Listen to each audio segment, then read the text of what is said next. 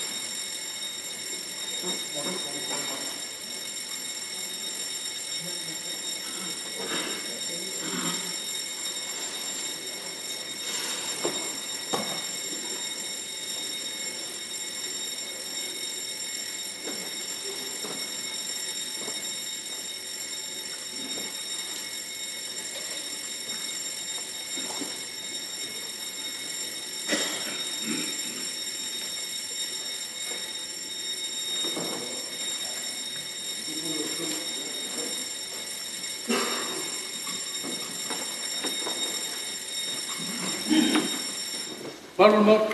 No, you might want to try.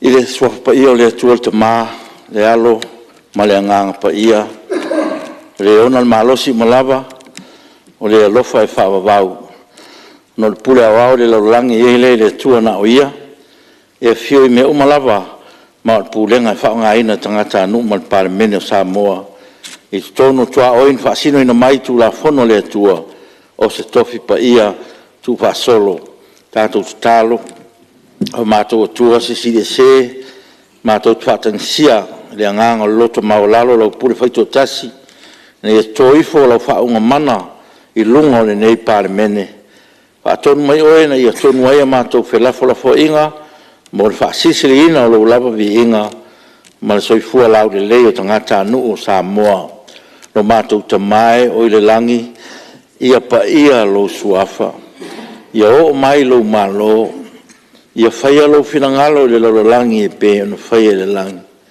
ia e foi mai ia te matou le asonei o matou me ai e tau male aso ia fa mangalo ia te matou ia matou ang sala e pe o matou foi o matou fa mangalo ina atu ie uanga le anga mai ia te matou awa foi te te ina i matou ai fa so songa ai e la vea ia te matou ai le anga awa e o malo mana a toa maravi inga e whaavau lava. Amen.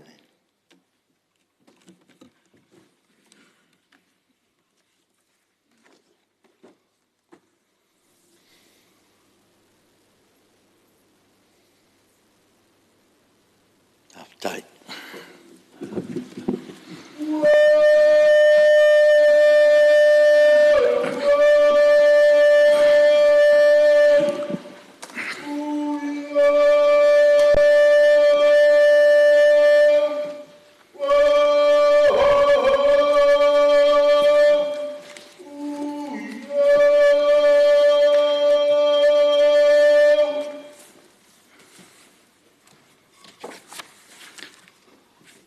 O te whasisilatu a amtane nei tau manga al fono au whetu la fono. O te moi whatalo whatu pa ia o Palemene ma o tātou mauta le nei tai au. Pa ia lava ma malu au sa fo im whai ngae le avea. O le aleto e au talaina i senga ngana al fono whetalai wa o malu lava e tu mau e o lava i le whavavau. Wha maloso i fua manuia ma le langi mamaa. Aftai le lofa mutu tivalo le tua ua ma le fua mai iai whanunga le leile nei tai a fou o tātou toipsir wha iai le manuia mo le whawa wina o tātou ngā ruenga o tātou mafuta foe manisi o le atunou a wai mai ia ma lofa atalo whaatu nei tai a fou ma lo soi fua manuia se sira wha fonga tāpua i Samoa nei tai au i o tūlanga wha alupi le peina tātou tau whailangona le lotu whaafitai le anga le wha soa o le tātou tua. O tātou auria mai ai manuia le amtanga o nei vai aso i lona file mō, pa malo le soifua manuia, malo fo i lo utoulangi e mama, tāpo i maia ma le manuia. Le saun folau o le saal Palemene nei aso, tātou wha moe me uma te inga mana le ngang pa ia. Fo ringa lava e whaingofie me uma le tātou wa ai, ai le moe le ri o lololangi, tau whai lava se ngia o le tātou nau e mea sili. Mo se vi inga o le tātou tua. Tālo ar whongwhitalai, ia wha au pengaina, mai le langi, le tō whāma le utanga loloto, i le pa ia, i usu ngā whono uma. Ina ia tō manu, mo se ai o le tāpua inga Samoa. A ia sili mo le vi inga o le tua. Ia manuia tele le usu ngā whono nei tai au, manu tele ina le tāpua inga a si o tātou tunou. Ngā ruenga o le aso, i le longa o li pote komiti wha Palemene matali ala malo. Mua pepa o Palemene lua oru toru, lua oru wha, numero se laus furulua. Li pote komiti o tupe maua ma tupe tongi, i le pepa o Palemene lua oru toru, lua oru wha, numero wha su fitu, li pote wha le tausanga al wha la patonga o mea tau whale Samoa, mo le tausanga wha le tupe lua oru tasi, lua o lua. Tasi pui tasi, pepa palemene lua o fa, lua o lima numero sutolu, tari al malo i pepa palemene lua o toru, lua o fa numero selaus fululua. Lua, pepa palemene lua o toru, lua o fa numero lima sfulu, i poti al komiti o tupe maua, ma tupe totongi, i pepa palemene lua o toru, lua o fa numero sefulu. Le poti faltausanga mtanga ruenga o ngā ruenga, tau ala manuia ma tina el malo, mo tausanga faltupe lua o tasi lua o lua. Lua piputasi, pepa palemene lua o fa, lua o lima, numero lua sumatasi, tali el malo, i le pepa palemene lua o toru, lua o fa, numero lima sfulu. Fela flafo inga fa awau, aso fono lona lua.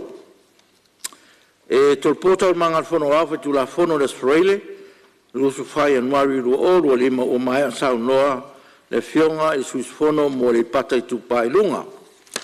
Ia, o le avnone stasi sui, fi sao noa e tatu li poti e lua.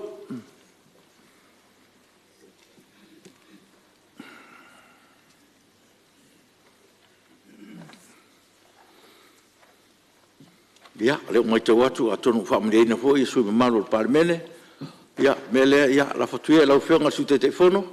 Tulai mai e tali fo inesi o ta upu sa la ngā sui mamalo. Ngā whaaloaro. Patalo fastu i lau fionga le fonfeta lai. Nei tae au matangu fie le alo whamaleanga leo le atua.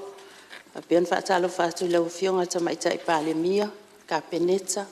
Ia, masui mamalo umon nei mauta. E ngā tai leo sa moa wa tātou poto whaatasi le nei tai au fōu. Atalo fatu fo i whala potonga, i whaurulunga o whala potonga. Ia, mamatanga luenga le malo. Ia, e to tolu ia suia whaipule sa whaalio la tau whina ngalo i li potia le komiti o tupe maua ma tupe tutongi. Ia, me se la vai le whala potonga leo whale. O manatu umau suia whaipule ia tolu. E anga i tonu a ina ia tuititia, pe whaititia i fo i lalo ia pasene tului. O loo au ina mai el tato whala potonga o whale e ala lea ino no ngā tupe. O loo tu ina atu le mamalo le atunu. E au te tonu mtawhai o i tonu lea. Ale minsta, ma le kapeneta la tau te tali iai e fua foi i ni whautuanga ale komiti whatonu. Ia ai mole si la fia ni mauta e o tupe nei o loo whaamatu ina atu o loo au mai lunga o se nononga tupe fo i al tato whala potonga sa mo housing mai nupi wha i le pasene, ono pasene. O na lato toi nono ina atu lea i le mamalo le tunu i wha pasene, lo na wingana le malu pasene, lea e wha o ngā, e le whala potonga. E totongi ele au whainga luenga ia mawhaatupe ai ia nisio matawhai oi. Lea sala ngā e le suia mai maunga, le lea ioni asi singa komiti tupe mo si la fia le suia whaipule o whai unga luafe lua. Ia sa sia o mai er komiti tupe na e tolu e lau pe pol matou li poti na iai ina ua li poti atu i le annual report lua fe lua sfulu atasi sa sia o mai fale e fitu su tolu o le tatou whala potonga ia lea i mototua ia o whangalii ia manisi nisi o no fuanga o iei uma tatou whale ia whala potonga o le sala ngā o le me whailana le alua i se asisinga i le stausanga na soai ona sa lua so alwe si singa lea ina ia sia uma fale fitu su tolu sala ngale si tau ona fale leo ni si o fale ia e pei lava na maua li poti al fala potonga e fua lava yana tupe fasili lea fo yo tau maua o lea sa fa tau le fanua ma le fale fou o nisi na fuanga sa fa alu e tupe le fala potonga e fua fo ila ia la tau ngā luenga fatino i tupe mawhai o na whaasau ina mai po tupe whaasili mo sila fia su ia fai pule ia il taimi o le asisinga e fale fou na toi fou inai I fangali ia ala fa solo pe nga luenga ale tato fala putonga ia e fua ia na tupe maua mai o sa fesili le suia fai pule mai salenga o a tonu lava ia matafa yo ia tato fala putonga le morsi la fiel sunga le fai pule o le ile ofisa te le al sa mo housing le sa lolonga ona iai fo inale si au onanga tele ale tato fala putonga o le tu ina tu ile ona no nga tupe ie vai tamao ainga a wal fale le o fale ia por fausia ina fo oni fale fo o le ai maua uma ia la tau lisi o me mana o mia pe afa pe o lo mana o mia se fiso ani e nai o tato tanga moni no nga tupe ia le fo isata o ni si personal currency ia a fai lava ele maua ia se fanua fa maua ia olo ia vanoa I mo personal currency ai fua I fenga fa vai al tato fa la potonga ai mo tato isa vai ia fio ai fa nga ia tato ofisa na isa lolonga olo ia ile au nanga taua al tato fa la potonga le housing ole fesili ale sunga fai pale a fionga le fai pule ano ma alua no o mai le MPE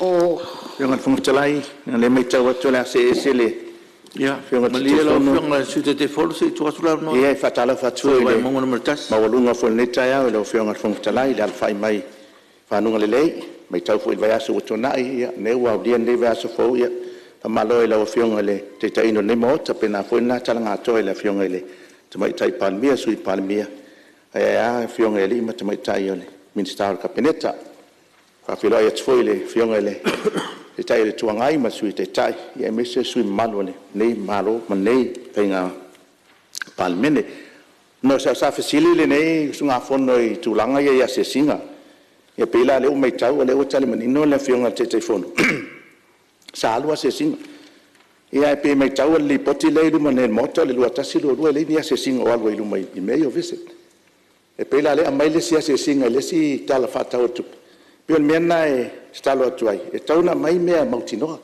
moto le nei le fa e tau na alwa se singa I tulanga o mai le poti fata usanga le la tsala sau no mai le si tau sanga a tau sanga fa tu pele I lu pe ata vai ia se singa le lu ma le poti le se singa o ai pe ala no fai atu o te whaftai at pule ngali fai pule nei tu malo I whangali lo malu puipuia maota malawa le iei I fale no foi o whangali ai le fui se pa pe la le nganga le na se sila iane le I tauna fai se pa o no lo malu I pule ngali fai pule puipuinga o le pai o le atunu o lo a fioma pa au I maota nei mai tau fai pule wai no foi o nisi o fale wale anga ia pe la nganga na le sa va toela le we tali I le si to sanga faltu to sanga uma le tala no le lua tasi lua e tawana fatino a se singa ia pa le we tali main fatino ele minga la se singa le si lo sanga le se singa le li poti le lu mot wala ngan fa la lo fiona fon tala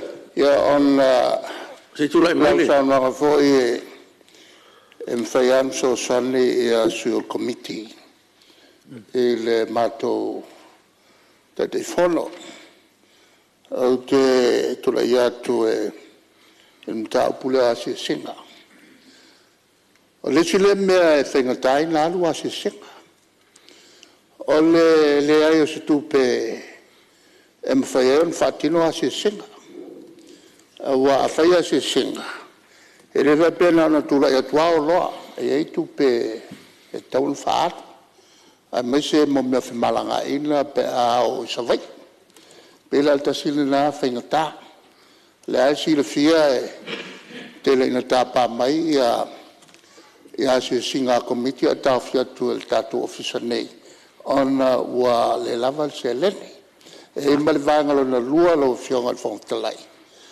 o le tulanga le meio o tangata fo e mo mia ia ni no nga tupe ale in fanua man mele na lai on Fatul fala potong lea. Whaiai o whaonga mo meo guarantees. Ne o lea fo yo. O le sau sesi. E seini a ao. A le tongi aloa. O na tongi lo le ia. E la vete leila ofisa o a onga ma ofisa leo leo. O na to telo la tauia mo mia. La whai ngāluanga. Na whai leo whai a onga. Lesi whai a onga. Hapa malia e tango e whamaunia la uloune la whai. E nturo leo se lau po lua se lau tala. A le lau pe se lau wafe. O ma ne le mele tupune. Wo New Zealand. Ai ki e loa le tongin la o le louni. Le ngata le guarantee. O le tele i me whapena na o ti ata. Ia ai le mawhai on ngarua le ngata le tongi le avo i le lou. O se lapta inga mo tātou ni fifien mele o le o e whamaunia lou na isi. O se lau tāla le wa vatu ai tilo pe fia se lau wafele la whai.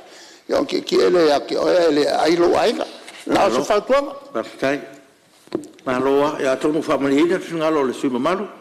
Ia tāua fo le soswani ale komiti ia. Ona o le tari ala latu suite te fono.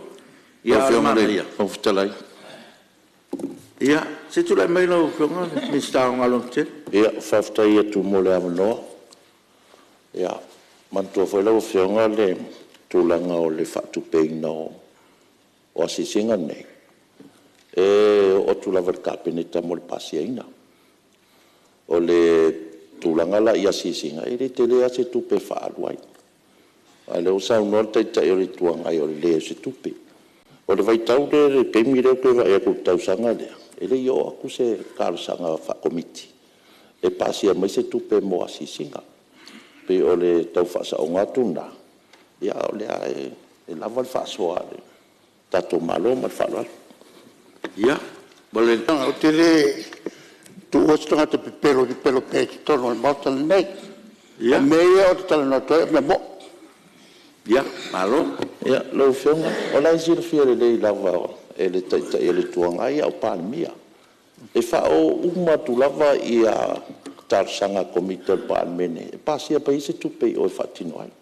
E anau ke hea kui e lei ma se mea ngau akur ngāwa i kau le lua kasi lua. Ia. Vong talai. Ai ava pe whela pe ale oto. Wai tu si submission. Ia. O mena leo tala no tuai. E langa pelo kele le minskala. Ia, o he manatu no fua. O whaunga, ia e le pa ur kāpeneta. Ia, le pa ur lava i komiti Palemene. Ia, o le tono le hoa. Tala noa le minsta ia le pitola au kabineta. Ia, e moni afa manatu te tai le tuangai. Ia, e te tonu. Ia, tutu e lau whionga le sute te whono wha umai o leo. Manino le tulanga lea. Ia, whawhetai. O, e sa o ia tai le tuangai. Sa ia mātou tālu sanga sa watu. Ia langa te loe ngatai i le official fono. Whai mai wa le statou tupi. Ia sa le o nisi o mātou asisinga. Ai mō le soso ne atu le sui ia. Vai maunga. Ia, o le tausanga whal tupi. A mata mai ai ulai. Lua fe lua tasi. Se ia o ia iuni. Lua fe lua. O le mātou asisinga la. Na alu ia au koso se tema. Lua fe lua. Ua umane na o le tonu al piliota lea. Lea i e tana noanga lea. Ele e mai tau fo i ia tato pepa ngā luenga. E tolu masina na mai e le sili poti eto e mai le sili poti. O so o mai ali poti al tato whala potonga lea ia le mena. Sa lea i se au ngai to e alu e fo i le sia singa. O lea wakawa whaatasi ia li poti e lua. I le asisinga tasi au te lole mele mana o e whaipule. E a vatu se whawhetai whapitoa al tātou whaalapotonga. Ia lii ma whaipule whangalii. Ia mōle lātou puipuia. Ia ma le lātou ngā luenga o lo whaipea. Ina ia puipuia ma saunga le mū. Ia whale nofo le tātou malo o lo iai le afio anga whawhetai tele mo le ngā luenga i le isi tongi whamanuia le atua. Ia o le O mai lea le MPE lau fionga e tasile manatu sa faalia. Maria le lau whenga sui te telefono se i wha manino peo me sile wa umar vaenga le wha tongo whale. Le nga lewa o mai le nota le al Clark e le e esi tūlanga wha pēna o mai tatu ofisa ina ia manino peo le tūlanga. Wha ma peo le o whenga luenga la tūl wha tinoino la tonga luenga. Ia e tono nai o le fseta inga lava. Ia e nau maua tonu mai e lau whenga sui te telefono le anganga al sui mamatu. Ia lewa watu le tala ale ofisa ina ia nei tewo pe mai ai wale fai la tutute ia male nga fa lolo i fa wasa no nga lo fionga su telefon Fa fitai ia ole ata to le fina ai ma fai ona o ava tua ma to talo sanga sai ai ia mo ma to asisinga isa vai manistulanga ele ole housing la ia e tati ia fa pe isa le o ia ma to asisinga ai ina o ile o mai lea ile fa la tonga lea le MPE o le saunoanga le suia no ma po le ale mea wa 5 miliona ai wa faititi ai ia tupe sa tsaona o ina mai po dividends mai le lua fe lua tasi lua ia fua i tupe na mafai na o ina o le tai pupu e mafua mai ona o le tapto fa la tonga le EPC le sa mafai ona o ina mai le 5 miliona le lua fe lua fulu tasi pe tai e le se tupe na fofua ina o ina mai le lua tasi lua ia lona winga le se la tupe fasilio fofua e au mai ia fa pena fo ila inicio fa la putonga pe o le spa ia le sa fofua e au mai ia le 3 miliona ia ai na o le 2 miliona ia fa pena fo le sala o spa fa te simal 1 miliona ana le tolu te simal 1 miliona na au mai fa per sa molen tolu te simal 3 miliona ana le tasi te simal 3 miliona na au ina mai o nai fa la tonga tele na tolu o mafua ina ele 5 miliona le ai e la fionga ko ia siri fia malama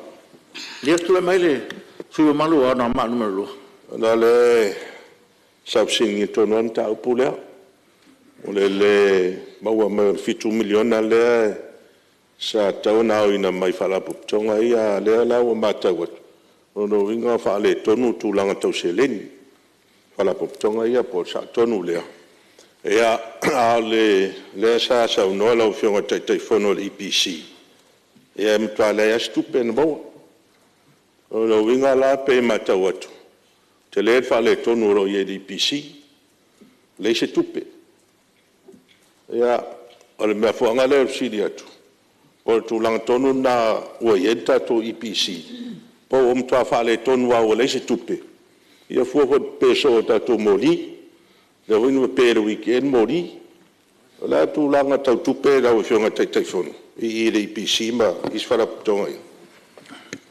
lo fionga le talai ia ti so vai lo fionga mi sa ma fa sa no te me lo fionga le telefono ia faftai mantua fo e le sui tai o le tonu le covid ko a ka ko pasi mar covid pasi le kiki lava o le 5 miliona le sa no mai ia le fasili ai le a sui tai mai 5 miliona nga fa nga le pc a wata to fo we fa na fo mai ia le ra ko si le vanga nga ka mo ka ko afie fa kilia ai o mo miliona ia ele ia mas o le lei a ko ia kulang ko pere pisi o kulang foi o mede sa fa mam la mo fo ia ele mam la mar su kai ele mero le increase of demand o vai ngole tunu o le fai ma ka sui transform e a fo i le kulang o capacity mga umia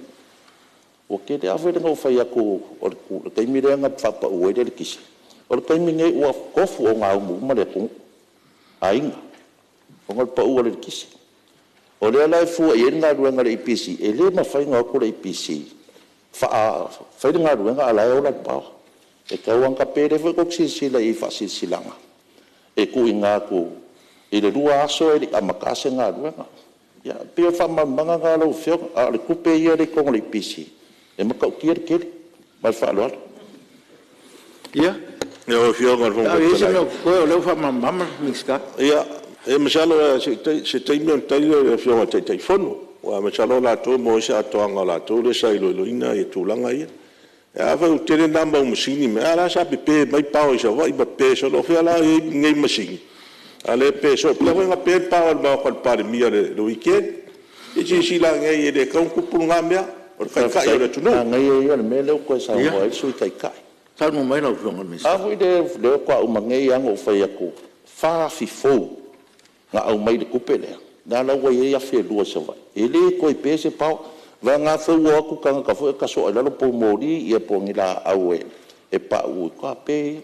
A o le ku langa o le afila ma le akoanga o le fa nga inga sa vai. Wa over mal se lau pasengi me la wa ia. Kai? Ia, pe o me ale me ia le sa kula i mai le mau ka le mai kai Palemene. Ele i pese pau wa ke le ropo la me nga ma fuai o nga pere ia le mau. Ia pe se switch wa kang o ia se skula ki pe. Ala sa o la le pau kai vai. Na fio ngal fo vetalai. O manatu la o fio. Le sa no le fio ngal mixta. Ngotele lo ba fo nga pe le pau. Sa ka ngoi lo. O vi CEO. Sili CEO por alma fuanga.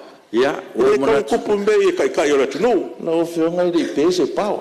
O le fale, o le maoka o le Palemene nga pe. Ia, o ia manatu. Ia, o le o malama oi. Le o tari manino le fio ngal mista, ele ese me la fa singa. Aki ele mta o le mangingo, ma o telefone tari le o tari mal miska. Bele, kula me lo fio ngal ke fo fa, o mai me mal pisole. O ko ia. Ia. Whawhetai te tel tonu, ia o le tali o lau whesiri anga i le EPC. Ia o le atatia se i o ina tātou lau li liu, ia le whamatalanga o i pole ano li poti whaltausanga, ia o na tali mai o i o atu lea. Ai mo le whesiringia ia o le ofisa le MPE pe ai se awa le ese tupe whaanganga. E maua mai le EPC tausanga lea ia o le talia le ofisa o lo iei situlanga wha le tonu i tato EPC. Mantua fo i o mene i o dividends. Pei fo i o tau lau i nātu le salasi ma le spa. E ui ai te le fo i numera la iei 5 miliona ma le 3 miliona. A le asana o ta i tasi miliona ma le 2 miliona. E fua le cash flow. Po o le wha ngā solonga i o tupe maua ma tupe tutongi. A le wha la tutonga. E fua la i cash flow le au mai i tutonu ala to tufanga po la to dividends ia o le mea fo ina ia i tausanga wa te le tupe maua mai le MPE o na leo fato atu tongi mai ai arrears o isi tausanga o le tali pupu atu le nai la o fionga le sui mamalu mai ano a maa o le spesili muli ia le sui faipune mai a le pata i tupai lunga o le fete e nai o public trading bodies, ma public beneficiaries bodies, tel tonu an tafa i tonu lea, le minsta, ia va pele fionga le, tamai tai Palemene ma lato kapeneta, mo le fetuna inga tonu, o ia tu langa i fete na iai, ia lau fionga le, fong feta lai, ia pau ia o mata upu sala ngai, su yusufono, mo le atu whaftai tele, ia mo le tfasala noa ina manisi o manatu, sa au mai, ia awa ia le toe mati foi o le ngaluenga ia al tato fa la potonga me tau fale fa pe foi ia al tato fa la potonga le MPE man fa lo lava fa ftai alo ftai sa no lo fonga le su telefono ma lo mo sa no manino le ia le fa tu lai mai o tau sala nga su malu ia le fa fonga le mo fa mam mai na ia ma lo fa ftai mo le fulfafte te lo to committee e a to sein ko kasi al sul to committee lo sei ia ai malo a mo to committee le o manai ia le to ripoti ia ma e o sei ma lo a faftai ia to melo fiong al minsta mo le fito tonu le pala tongo pala tatu malo mo sa no nga mo ni sum tau salanga Ia faftai tu la vai lo fiong al fong stalai mo lo wa no nei tai au e masalo e le matua se famatalanga la ofionga ia e mo foi ona mo le atu le faftai tele la ofionga e mese foi tato Palemene le ngata le le fior te mai te Palemene e mese kapeneta Ia whapena whonai tū, whionga le, te tai o le tua ngai, masu te tai e me se foi, whionga i whaipule. Ia, uam whai on tātou usu whono nei tai au. E mua o na watu le whaftai tele le komiti. Whionga te te whono le komiti o tupe. Ia, mo le whamalamlama ina fwoi o mata au puli tūlanga le lipoti. Ia, pe o na iai tono le maota nei tai au. Whaftai lava mo le ngā luenga mai ea, whaftai fo i mo mea uma. O le ofolinga mai o le o tali uma tātou fesili. I le tūranga lea, i le tali le te whono le komiti. Ia ai ao na mo le atu whaftai tele. I le pūlenga fo i le whale o Samoa le vai taimina iai e patino i ele poti le aso. Le whionga te mai tai pule sa iai mua. Ai le ngata fo i lea, ia le whionga te whono mar komiti whafoi.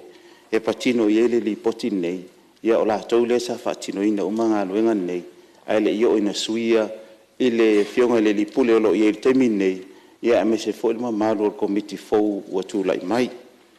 Ai e fia fai se whamatalanga lau whionga o na o fufuanga fo i o le fautuanga na mai e komiti o tupi. Ia e pe e lua pe tolu nai fautuanga, ia ai onga to e whaingataa e matanga luenga ma le whalatonga. E le tūlanga o le mana o i whauwhale, ia ae e se tului. Ia sa whata no fo i maripūlenga le tūlanga lea. Ia o le tului, whamoe moe whau oi whale. O na o le tele o whale ua iei, ia ua leto e tala whea ngai fo le teimi le ua tauna whawhawina. Ia e peitai o le nganga sa amai, ina ia ave e se tului. Ia ae le ngata fo i lea, i lalo tūla whono la whala tonga o malo, ale malo, o ia ile lato fufuanga ina ia te tongi fo i se tupeanga i le malo e fua i dividends i lalo tu la fono. A ave ese la le pasene, ia lono winga, o le mwhaina whaut fale, le mwhaina whaut dividend. Ia sa fata no ma le whala tonga, a fale, whai atu, o le komiti, o la wia la Palemene, o isa ili se tali o le whautuanga wa mai. Ia, lea la ua tali mai le whalapu tonga. Lea la ua ave i lalo le 4%, mai le 4.5%. Le ngata fo i lea, ua ave i lalo le iwa ma se furu iai, ia i lalo i fo le fitu ma le valu o lo iai pasene, a tului mo nonga tupe, ia o lo wha mau i whanua. O lo no winga, o lo tau ma whai lava ia le whalapu tonga e le ngata i lea o le pūlenga. Ina ia wha tau nuu le mana onga, o le komiti le fa Palemene ina ia mafai ona tali atu pe mana onga wa mai ia ele ngata foi lea e tau ona fatino pe ia le tupele ave malo por dividend o le la wa ile inga male mtanga nga fara tonga malo o le tongi mai ele mtanga nga housing ia le dividend nga malo ele mfai ona mai umar temitasi ina ia tau mfai usta ia tulanga ia ma me sili ona le leima taua ia o le ua pa u lalo le ia langa lo to talo mai fo ia le sui o ano ama e tau to pa u fo lalo ia ma fu fa lo nga to ia lu fo lalo ia la to tau fai fo la ia tau to su e meni tupe e fa tino ai pe on to sila fia lo yen no nga tupe ale housing i le ICC e pa u fo lalo pasene ina ia fai lo na fa tino tu langa ia ai te tongi a toa le nonga tupe sa ia nupi fa o ne faisi maulunga la ititi o le pasene o vaenga na ia o lo tau fai lava pulenga ina ia fatino se awala e mawhai ei o na usta ia le nonga tupe mo ila tau vai ia ele ngata fo ilea ia mo fawina o tātou fale o le tau on toi fai fa pena e iei le mana onga le fionga le i vai monga vai monga tasi ina ia faini pa o fale ia fangali ia se utan non metanga luenga langa o fale nai le ni pa o lo fainga luenga ai ila to mai fangali e le ina fale ia o lo no winga a faule pa o le se o fainga luenga o menga le pe sili pe a se to tilo ia pe fina ngalo lo fionga faule pa e fa malo lo fainga luenga ia pe a fa ia se pa ai fa fainga luenga pe nei tanga te fangali o lo ia mo sila fia lo fionga langa ta ua tele tu langa lea ia o lo ia fo ia ai inga fo i manu male ala fanga fangali ina ia fatino pea ia le osinga fe nga lea ina ia fa fainga no nga ila to wolo ia i fangali ia mo le nga i lumo tulanga ia le otali le fionga te fono le tele mata upo tauna ona tali atu i initial facility sa tu mai e fionga i li fai pule ia le fionga fe telai ia vanga nao ia se facility lo la ve i ai mo le tu fa tele lo fionga le ngata fo i le ta to fono usul nei ta ia mo tulanga fo i fatino ina le lo longa li poti ia ma fala lava faftai alo faftai o te lo manino ato tole sa nga lau fionga e va pe vole le fionga le suite fono le o manino me uma me le ma lo faftai ia o te talatu lau fionga suite fono mo le lafo tato li poti lua Lau e whionga le whawhitalai o te whaatule la fo ina i whaamaonia le whono au le poti e lua ne komiti e pe ona i luluina.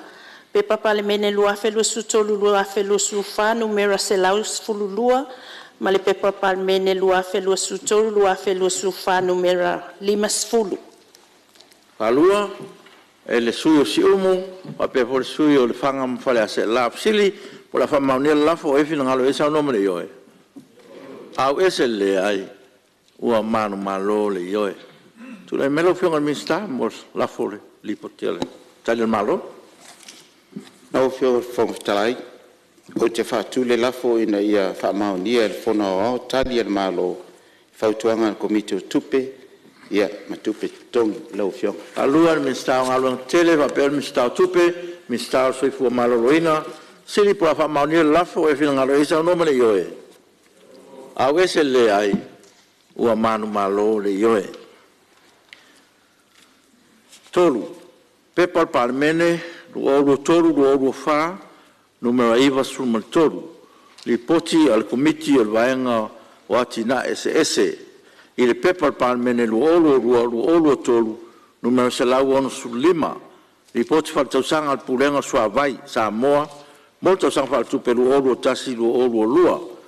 Tolu puitasi, Pepal Palemene luoru fa, luoru 5 numero sulman fa. Tari al malo il Pepal Palemene luoru tolu luoru fa numero iwa sul tolu fa. Pepal Palemene luoru lua luoru tolu numero selau lua sul lua i poti al komiti al vaenga o atina SS il Pepal Palemene luoru tasi luoru lua numero 1 kamtalanga o sini autu ale o nanga o waa Samoa mo vai taimi luoru tasi luoru fa. Fa puitasi Pepal Palemene luoru fa luoru 5 numero sumalaiva. Tali al malo Pepal Palemene luoru lua luoru tolu numero selau lua sumalelua. 5. Pepal Palemene luoru tolu luoru fa numero selau tolu su tolu. Ripoti al komiti o le vaenga o atina SS i le Pepal Palemene luoru tolu luoru fa numero selau malfitu. Ripoti faltausanga ele unanga o waa Samoa mo le tausanga faltupe luoru tolu. 5 puitasi, Pepal Palemene luoru fa luoru 5 numero lua su tolu. Tali al malo il Pepal Palemene luoru tolu luoru fa numero selau tolu su tolu. 1. Pepal Palemene luoru fa luoru 5 numero 1 su riva. Ripoti al komiti al vaenga o atina SS. Il Pepal Palemene luoru fa luoru 5 numero 10. Ripoti fal tausanga al falapitonga waa Samoa mo tausanga fal tupe luoru tolu. Ono puitasi Pepal Palemene luoru fa luoru 5 numero iwa sulua. Tari al malo il Pepal Palemene luoru fa luoru 5 numero 1 sumalaiva. Tu le melo fionga te telefono al komiti o vaenga o atina SS?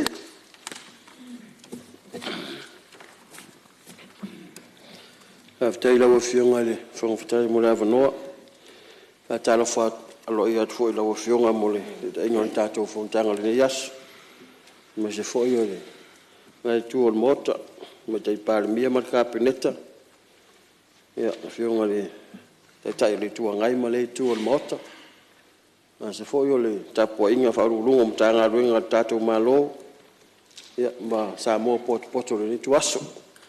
Ma lo whai o le whaiva. Whaaftei le atua ua whaasopo le mailo tau soi fua mo tātou ola. Ua ia ngaluenga masani ale tātou mo tafono. Na ua whionga whonga whatalai, tūla iatu, whātū le lafo. Ia ia whaautangia le whono au li poti e whaar komiti, o le vaenga o atu ina SS, lo tu ina atu ai ana sai le linga, whautuanga, mai unga whono. Palua e le sui malu mai vai maungu mertasi, le whanga whala se la, sa whata mua whapea fōi ia whala taim sa mtau, ia Vasili po la whamaunia lafo e whingalo e sa no mani ioe, au ese le ai, o manu malo le ioe. O ta palo whionga mistao, ngā ruenga mole, lafo tali malo. Na tule ua, mai ona ta pātu le tā ile, tātou tau lang whaftai na saunia lau whionga. Ia, o le fo ua, ala whai mai lau whionga i whanunga lei, mal pa ia maurunga lei mauta. Ia, teina ne fo ia whaurulunga ma, o mta ngā ruenga ma whalaputonga al malo, ia, me se, ia le mfua whalepa, ta fua inga sa moi on tulang whalupe. Tātou vi ia ile anga leo le tua. Ai o tula ia tu mananga whaalora lau whionga whangtalai, whaatu le lafo. Ina ia whautangia e whonoa au tali al malo. E whaatatau I whautuanga al komiti. O le vaenga o tina ese. Palua, min stau tupe, min stau o whalaputonga al malo, min stau sui fua malo loina. Siri pula whamaunia lafo e whinangara esa o no mani ioe. Au ese le ai. Ua manu malo le ioe. Ia o lewa mai whautangia le whonoa li poti al komiti, e pēr no whailo atu, ia whape hoi tali al malo. Ia o lewa non nei mo stasio sui al mauta, pia sau noi tatu li poti e wha.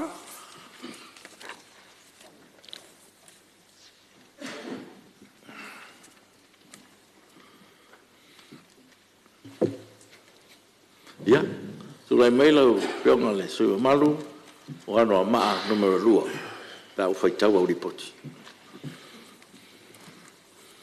Aftai lau whionga e whongwhitalai. Musa wanoa nei tu malo. Aftai le taulanga sitia nei tai au. Ngā tuho ele toi a whea pa ia masao le whai ngā le tunu o le ua. Mai a whoi ona o ia lau whionga e whapewhoi nisi o toto nei tai au. Ai ala ngai loa se tala noa I ripoti e pe ona whatauta lalo wa whonu.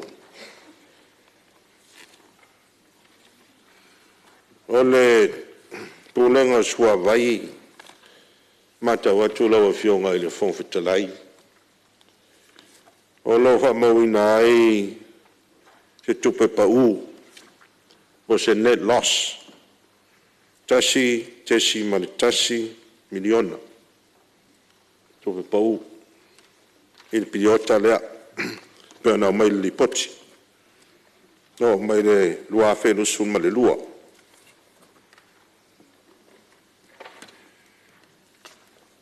Ai, o lo matau ina fo I waitau ia sa pau ai ia le sa fa pau ina ele tau le o sua vai le 2% I mo pili tongi no winga la o shonga de whongwhitalai ma la o shonga tai whono komiti o linga mai o le mawhanga tonu lea o te le pau ia ua le ngawhatia ele pulenga ia whatino ana ngaluenga. Ia me tero isi fofuanga. Ua le maua tupe lea sa tau na maua ina mai, mao ina mai. E lea vai tau. Peo le vaenga lea no matawina. I lau ai atu le lipoti. O lo o tau o li poti e ni si o ai tā lafu ele I. Ia po pile le tongi a lo au ina mai pea. e le fa mauina I ke sili lo fionga tai fono pe fieni pili ia la sa fa ingo nei ai tana fu le lo tam fai pe ia le tato pu le ngai au ina mai mai foninga mai fio lolo se leni le lo mo ala fo le mafuanga wa tulanga ia sa tau na fa malo sia la ina mai ole o pili nei o tato swa vai o nei a vai tau e le na male la ina tulanga le o su inga tau fe ngai male tu no mala lang o tau a fia ai fo ia tulanga le swa timu male vai e maua vai tau mafa le ma tau atu li poti ia le tulanga le o tau na fa le leia ia tatou water catchment areas no fuanga lo tapu e swa vai ina ia maua pea le swa vai tau mafa da tunu ina ia matua fa le leia uma ia vanga ia lo taua mai le iuta I fulo sou ma afia manu ia maisi I tu le tunu e o hoi sala fai vanga ia tau na matua fa le leia ia wata po ina pe swa vai a mise uta I le ngai mele uta afia manu ia wale swa vai tau mafa mo le taulanga o pia vai maunga faleata ona faisto tele ole vai tau a fai ole tunu lo au mau I nei ia watu langa ngā luenga ma onga ia maisi ngā luenga fatino lo ngafa ma malu ole tunu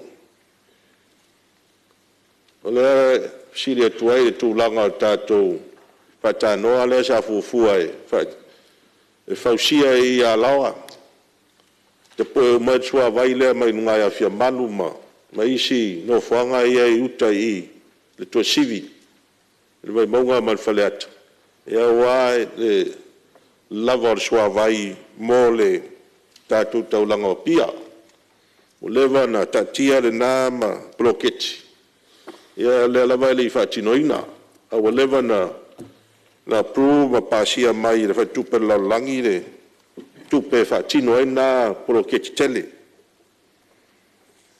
a fo angala siri atuai e lango ina fo ele sui la vai atu ele li poti olo ese fu ngai e fa mautu la ofisa le pulenga I vai tele fu ngai le leila el bata watu yai ona e fa ia si tele o tatu tavale ma fa tu muria e nei taulanga pia I me se tai au maudi tele tavale I feo inga ai pe le leipa si utai vai tele e no fanga le pulenga swa vai lo iai fa mautu le iai fa ingofie mo tangata da tunu na anga ia tu ina ia wala tum ta upu mata upu tau swa vai tu langa ia te manatu e tau na sisila le iai ia le tatou a pulenga ia malawa fionga fo le minsta ina ia awa nei fa le tonu ia fuanga ia matawina le lipoti le company va a Samoa shipping service ia olo ia stupefacili le mau periota le pe na lipoti mai ono se lau fitu suma le ono afeta la ia famawina le famalo le tato pulenga male ia pe vol komiti fatonu ona le mata watu sitia e tupe moa mai periota to da yatu ia msalo ona periota pe to na yatu I tu atu le periota le pe no lipotia mai ia vai tem tonu ga covid ia na pa u wai tu pe tato pala po tonga le atava ia le wa mai a dia le periota le o mo na tu pe ia o tu pe facili ai ole agai se tala I le tatou seila ia lo ngā lua I whawhurunga wa.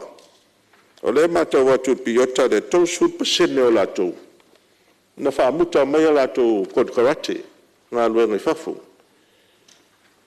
E pei e matau atu, mafua mai lava le awa malosi, e tango fia le awa malosi, a o ngā lulu e I lunga o waa. O le asa pōka lame fufua le tātou, tanga no e wharapo tonga I tūlanga lea mo le, au ina o le whanau ia, ma fautua iai. I tūlanga ia I whaititia pa ua tūtula I mai ia, ia le whawhitauri lea. O nei e whesi o ngā o isi mata upu ea a fia isi tātou seila I whafo. I le sona tango fia le awa malosi. I ma tupu ai wharawe lawe. O isi tūlanga whaasori tūla whanu. E a fia ai al tātou whainga whapaanga lea ma le company vale I taria le MSC.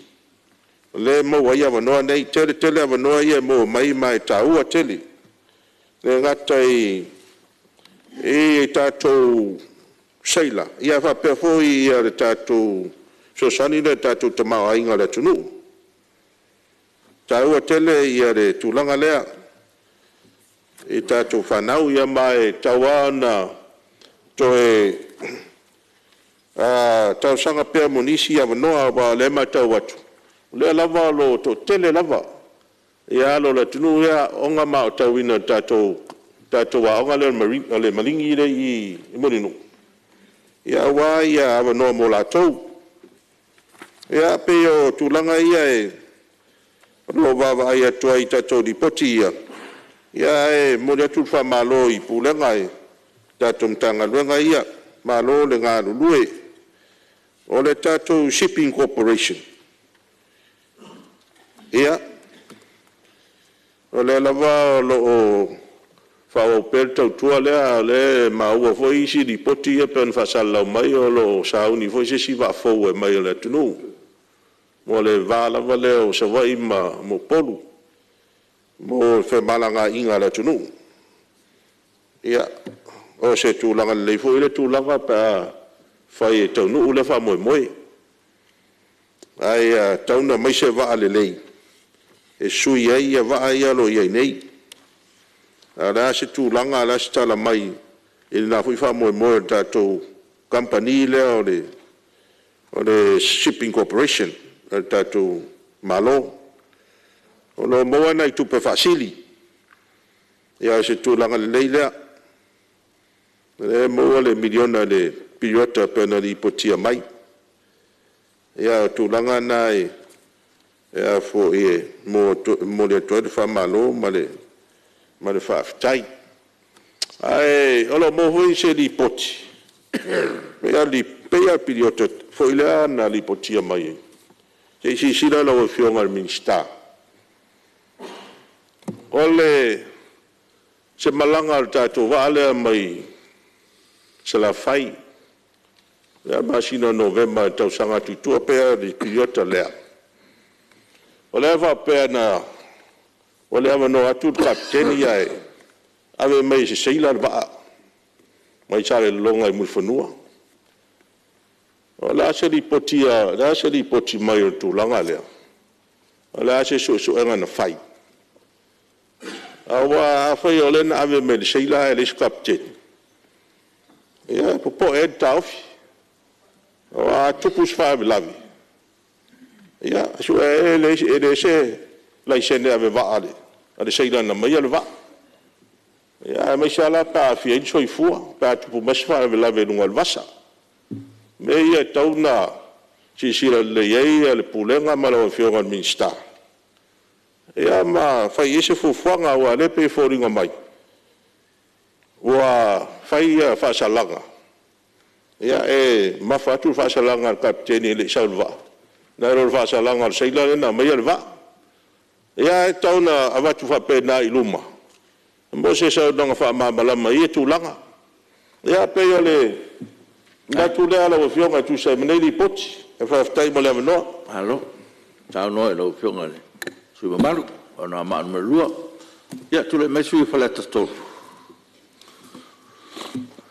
Mo le trata tele lo fionga honga fono mo avanoa ka talo fatu pa ia man malu tatu usunga fono ma so tapo inga Samoa tai fo ile committee mo reporti paea tuna mai ole company swavai ile so manatu ye al mure fa taile nunga le pule no tanga lenga after ya ile tatu o nanga le mili ye ya le fali wol pipa ka elo ka uru musaul pipa ya fa ya fa pe o mer compagnie le va o ka fa lu fa sasiro ma ko fa lo fe ngal fongol fon e nga pe ka ku so ngo me ye lua kam o nga nga ye lua o le sio fa to ngo va Samoa Shipping Corporation a o le sio le awa nanga va Samoa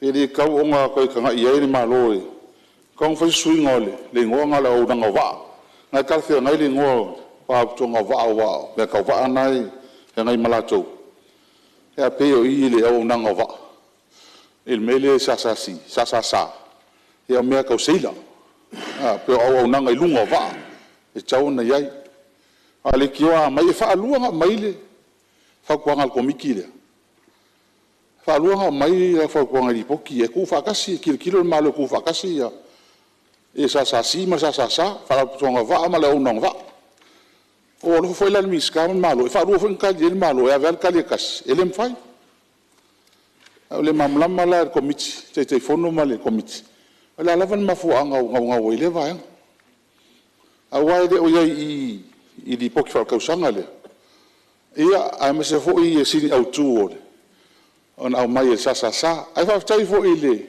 komiti le va ai o te tondan fa se la so e nga mautu sa fa mo va ngale sa fa tanu mo va ngale malo o le ya fi se la vi fu so te fa pena to man tuo mista choka sa tam fa tu fatas me ye lu ya e ma ya ele fi alfania ele nga lengua ku ss alona winga o mo test o man fa tai tai fina nga lo aya se fe ele tupi ya ele mfai nga ss me a tonu fa la utele yo nga ya tu e pasta mi va fo anga a un fai mo va anga le onda le ma fo anga lava leo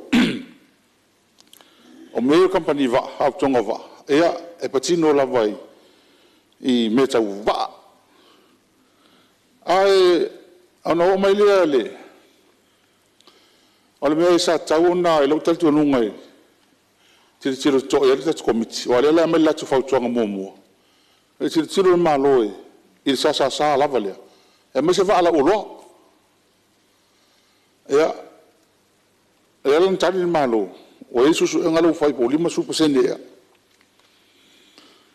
ia au tal tonu ele sem ta fai o ile alva ngale a fai lo tal manino al malo ese sa si ese seila ese ia meta va ia ele taula o na o ia ile so ngal sa au nanga tau va i meta va man so foi lo fionga wa o se taimi na fa man ni no le po fe tonu le o ele ta topi fala wa o me ai fa pe i fo inisio stasio fa business lo ngal ta to tunu atam fa fo le mele sa fa na va ta no fi ye pe se anjo tu wa ele fe ngo fi ele ta ngo fi a meni o business fa peni e run mo cartels e align fa kasi ka bangi kele fa e wang na la wa to fo il melen ta falta to malo as a region e o fa tasi o se fala tonga o lele atu no Pacific on tam fa ile on fa se me fa pe e compete e tau va ma company va te tele mai fa o company nei e feanga ku lalo la ko ka 5% po lalo 2% e ki di ka ko va ka pe ka ko va fa e ga le ayo ka ko va e ko ku fole lu ngel e ka we ke la ko ku pe mo o fe na tana me le nga le fi ka ko kai fo ka luai e fa se va al pacifica to ina i fai ona fai esi tulaga faapea e le gaka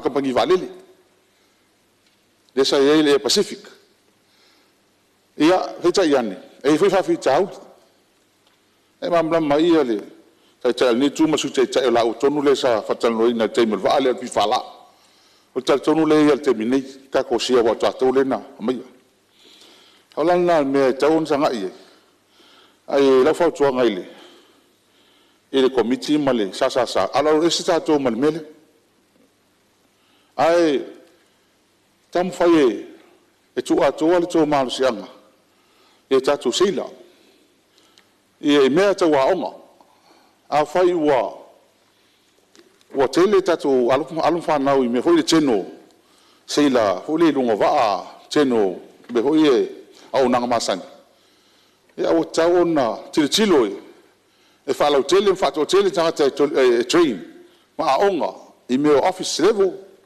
ma luga i kapiteni o mea na ua taua aga'i kakou lea ua i le tatou marine school le itai ia ana le fa'agotua foi le fa'afolena mai le sa afaetala e fa'aogā e fai le tatou afoigo le mea kako training e foi le upu fa'apalagi ia koe ia ae o mea na e tautaga'i ai le ngata lea o fa'afitauli le laga mai nai seila taimi foi lea uma lako kalaki foi mai e le la stupe maua le vailiu lea e le fai ona faisi se otaga se pa'aga faiga pa'aga ma sasasi la a malolo mai nai seila ia ave le fa'afaigaluega ai i lea vaitaimi malolo mai ai o se latou tupe ia pe faisi se ota'iga ma le malo se mea e maua e pese tupe nai tagata ia nai tatamu whanau e pea foi mai i taimi foi e suia e kongalake am tulaga fa'apena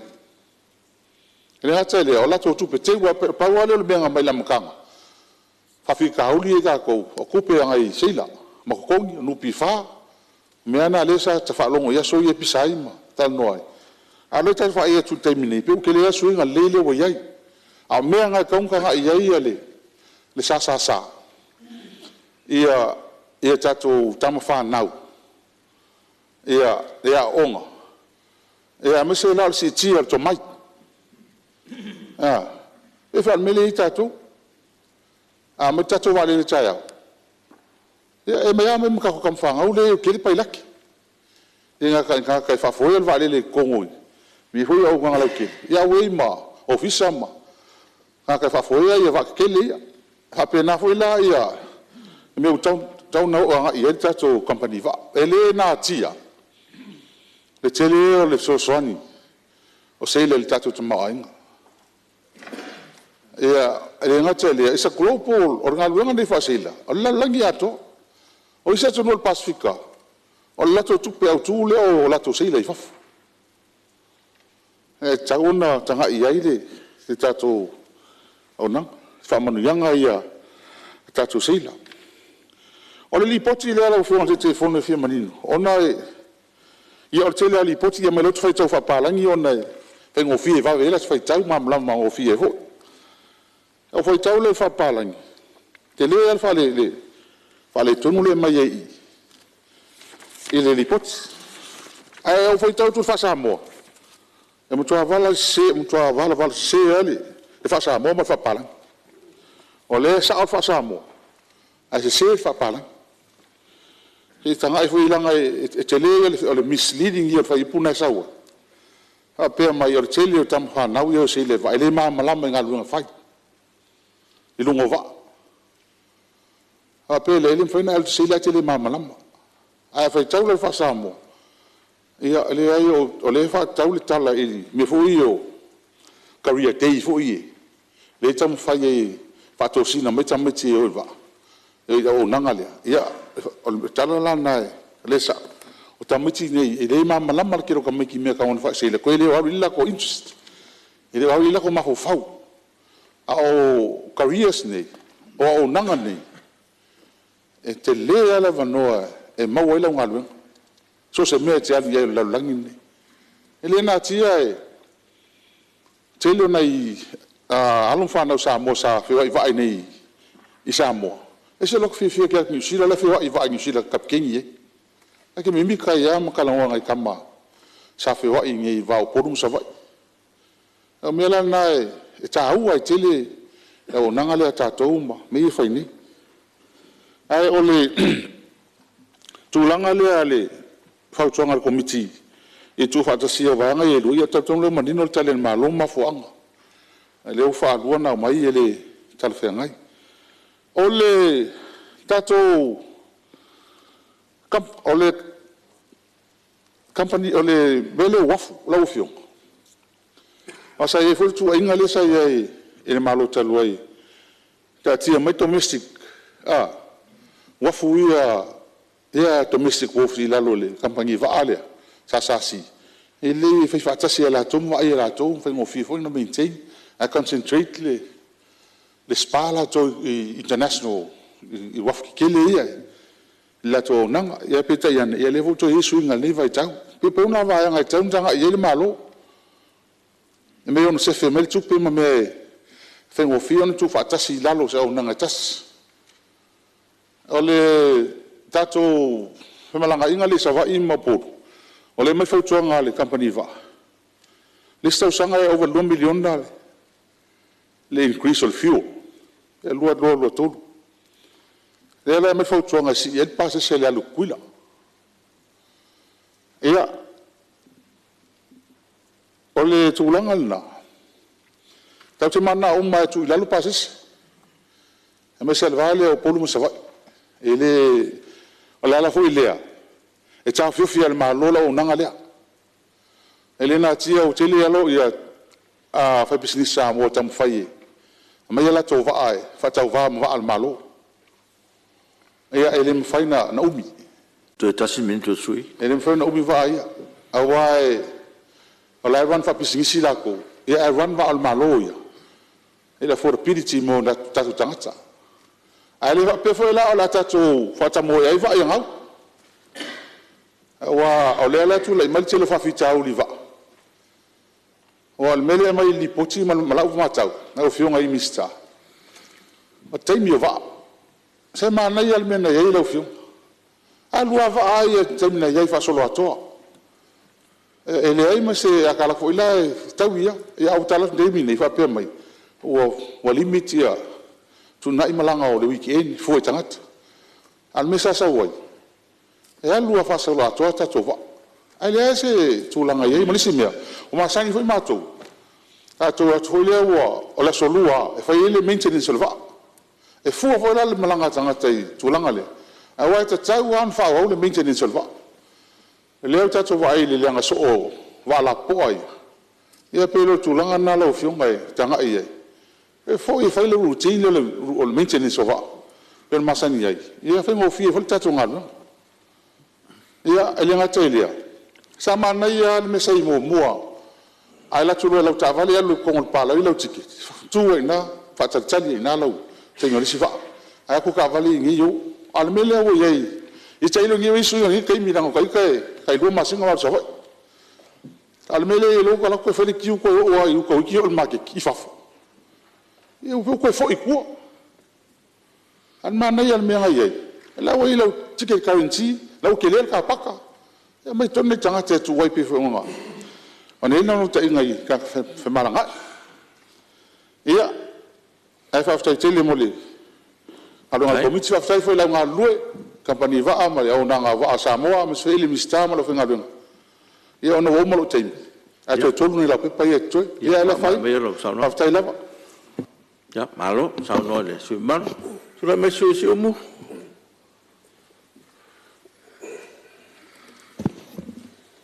After fiole talai mo lo avano eu te fatalo fatuai lo fiole talai mis fuele pa maudunga le mota yo lo fiole tai malo fuele fio capineta depois lo fiole tai o le tuangai su tai pa maudunga suia fai pule o le Palemene o Samoa ia o pa ia malu taia ma le aso mi se fa fong me sa mo la ta oto le wa mai on pa lango dia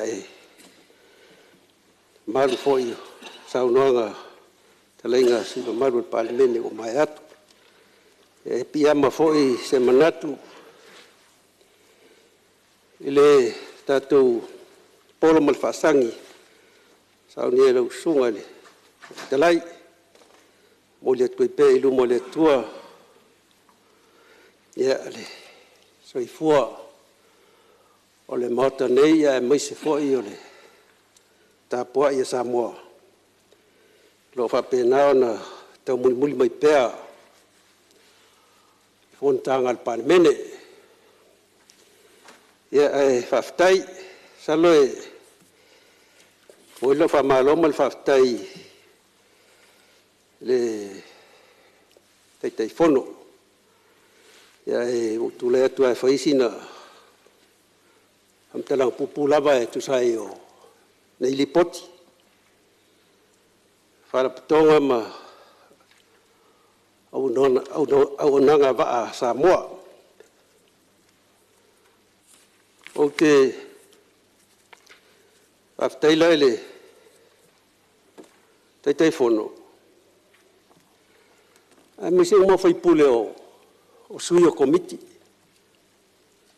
lo la to ngalu due pe fa tino lo la to vala ulia o ia ina fa le tonu foi ta to lo ela ngai kauanga fa nga solo ka ko ngaluenga tu lava ngaluenga pa penantu awai ka ko awai Fonotaga o te fitol no pupu ale wanga ngio ka ko una ba sa mo o faftele mele telefon malo ya tulanga le al fautuanga ina ia te fatau mesta tu va pel va foi le ta tu sai le forum sa mo ole le maile tali el malo mafuanga le sitio tau soi fuanga le foi vai tau e fa pe mai 5% mafua mai i tau o mai fafo free costs o lo la so manatu o fata waina mo te langlangoina foi le fautuanga tau na te mesta tu ba lo lo